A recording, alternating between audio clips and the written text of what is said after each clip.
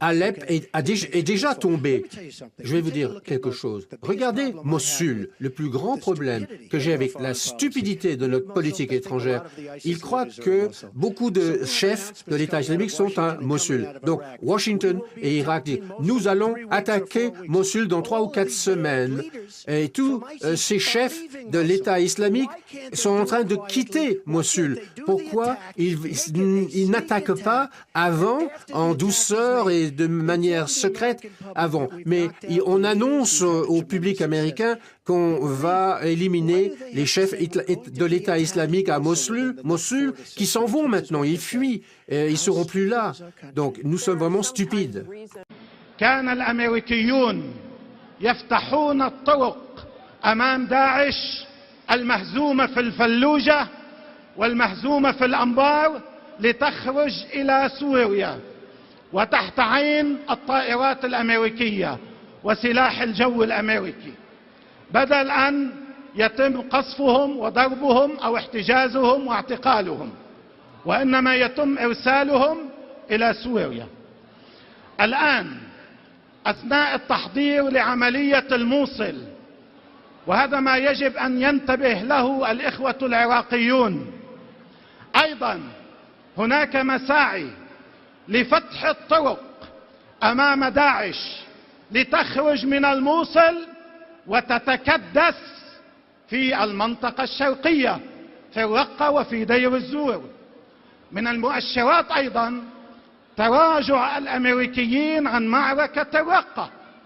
صار لهم سنتين بيقولوا موصل والرقة موصل والرقة، الآن واضح جدا تخلفوا عن معركة الرقة وتركيزهم على معركة الموصل. المؤشر الإضافي أيضا هو الغارات التي شنها سلاح الجو الأمريكي على مواقع الجيش السوري في دير الزور، ولم تكن خطأ وإنما كانت عملا متعمدا. كان الهدف منها إسقاط مواقع الجيش السوري ليسقط المطار في دير الزور، لتسقط بقية مدينة دير الزور بالكامل في يد داعش، لأن أمريكا تريد لداعش أن تسيطر على منطقة الرقة ودير الزور إلى الحدود إلى السخنة إلى مقربة تدمر. ليش؟ هلا بحكي بعد شوي. أما بقاء داعش في شمال حلب لم يعد مهما لأمريكا. شمال حلب تركته أمريكا لحليفها الأتراك والجماعات المسلحة المتعاونة مع الجيش التركي. طيب إلى أين تريد أمريكا أن تصل؟ المنطقة الشرقية تريد أن تكدس فيها داعش وتكنسها من العراق وتكدسها في سوريا. في منطقة إدلب وحلب تدافع وتحافظ وتسمح بأن يقدم الدعم المالي والتسليحي لجبهة النصرة التي هي قاعدة. Elle parle en faveur des rebelles. Elle ne sait même pas qui sont les rebelles. À chaque fois qu'on parle des rebelles en Irak, où on donne des armes à des personnes, et ces personnes sont souvent pires. Regardez ce qu'elle a fait en Libye avec Kadhafi. Après avoir éliminé Kadhafi, c'est la pagaille, et l'État islamique s'installe en Libye. Donc ça a été un désastre. يذب لهم عتاد وسلاح وارزاق، واحنا انتصرنا والله ينصرنا ونبقى منصورين الحمد لله والشكر. بعد هذا شوف بعد هذا ما في ذنب ولا عافوا فروا عافوا فروا جردان داعش راح افتح لك هسه هاي الحاويه حاليا وشوف هاي الصواريخ لما يسدهم من شو هاي وذيك هذيك تعال تعال هاوي هاك باوي هاك شوف هاي كتير ماله يطلقون علينا والله اللي يعلم حتى آليات ورمان شويدك صواريخ هاون. C'est dans ce contexte que le gouvernement français prendra la décision de briser l'embargo européen. Dans le secret le plus total, Paris livre des armes aux rebelles. François Hollande le reconnaîtra beaucoup plus tard dans une confidence à l'auteur de ce livre. Nous avons commencé quand nous avons eu la certitude qu'elles iraient dans des mains sûres. Pour les armes létales, Ce sont nos services qui ont procédé aux livraisons. لم ينتهي زمن الاستخدام في سوريا. هناك أهداف أمريكية في سوريا وهناك أهداف إسرائيلية في سوريا، ويتم استخدام داعش والنصرة من حيث تعلمان أو لا تعلمان لتحقيق وخدمة هذه الأهداف.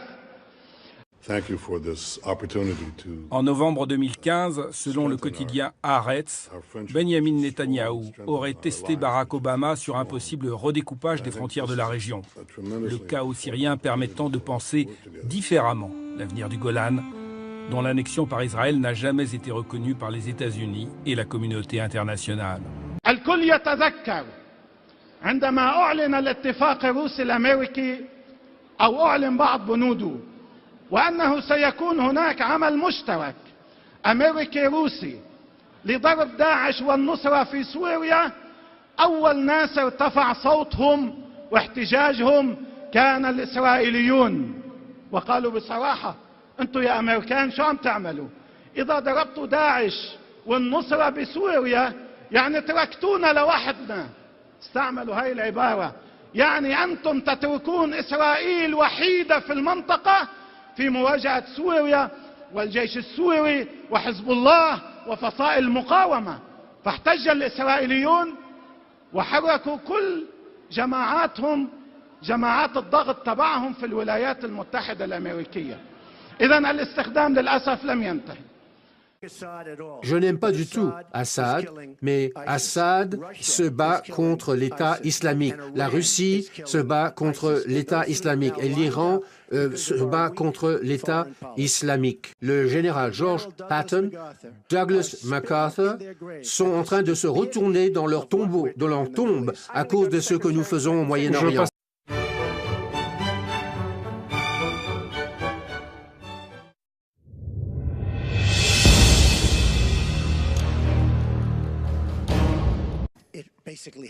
Alep est déjà tombé. Je vais vous dire quelque chose. Regardez Mossoul. Le plus grand problème que j'ai avec la stupidité de notre politique étrangère, ils croient que beaucoup de chefs de l'État islamique sont à Mossoul. Donc Washington et Irak disent « Nous allons attaquer Mossoul dans 3 ou 4 semaines ». Et tous ces chefs de l'État islamique sont en train de quitter Mossoul. Pourquoi ils n'attaquent pas avant, en douceur et de manière secrète avant? Mais on annonce au public américain qu'on va éliminer les chefs de l'État islamique à Mossoul, qui s'en vont maintenant, ils fuient, ils ne seront plus là. Donc nous sommes vraiment stupides. كان الأمريكيون يفتحون الطرق أمام داعش المهزومة في الفلوج. هذه قناة الدواعش، الطيار الأمريكي يذب لهم عتاد وسلاح وأرزاق، وإحنا انتصرنا والله ينصرنا ونبقى منصورين. الحمد لله والشكر. بعد هذا بعد هذا ماكي ذنب ولا عافوا فروا عافوا فروا جردان داعش راح افتح لك هسه هاي الحاويه حاليا وشوف هاي الصواريخ لما يسدهم من شيء هاي وذيك هذيك تعال تعال هاوي هاك باوي هاك شوف هاك تيم باوي يطلقون علينا والله اللي يعلم حتى اليات ورمان شويدك صواريخ هاون.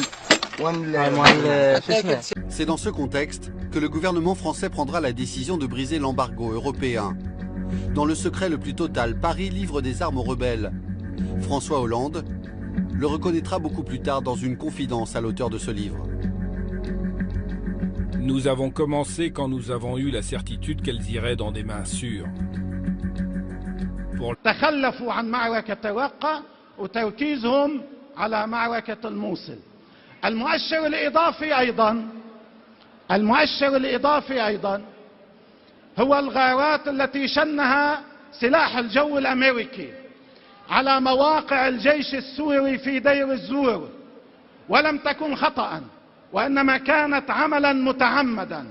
كان الهدف منها إسقاط مواقع الجيش السوري ليسقط المطار في دير الزور، لتسقط بقية مدينة دير الزور بالكامل في يد داعش، لأن أمريكا تريد لداعش أن تسيطر على منطقة الرقة ودير الزور إلى الحدود إلى السخنة إلى مقربة تدمر. ليش؟ هلا بحكي بعد شوي.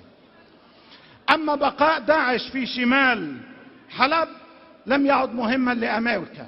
شمال حلب تركته أمريكا لحليفها الأتراك والجماعات المسلحة المتعاونة مع الجيش التركي.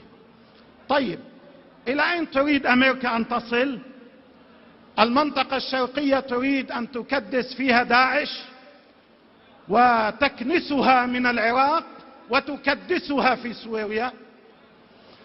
في منطقة إدلب وحلب تدافع وتحافظ وتسمح بأن يقدم الدعم المالي والتسليحي لجبهة النصرة التي هي قاعدة. Elle parle en faveur des rebelles. Elle ne sait même pas qui sont les rebelles. À chaque fois qu'on parle des rebelles en Irak, où on donne des armes à des personnes, et ces personnes sont souvent pires. Regardez ce qu'elle a fait en Libye avec Kadhafi.